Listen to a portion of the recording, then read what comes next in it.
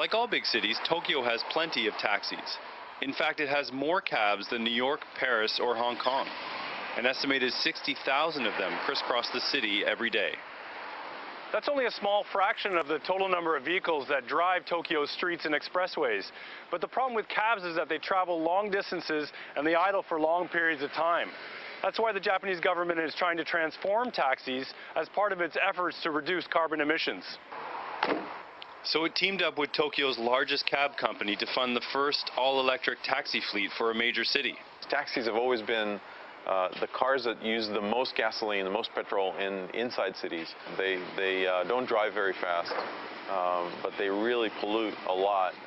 Shai Agassi is the CEO of Better Place, a company that makes infrastructure to charge electric vehicles.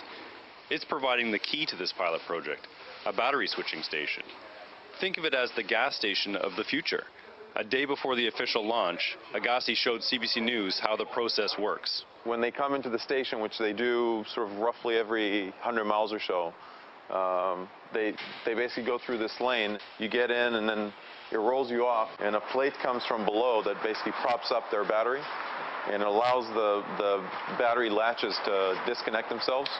And a minute later, battery's back in, car's ready to go. And they're back on the road and they drive again. Sure, it's fast, but some of Tokyo's taxi drivers aren't worried about time. They're worried about money. Gas taxi is very power and more cheap. Do you fear that it will be more expensive? I think so.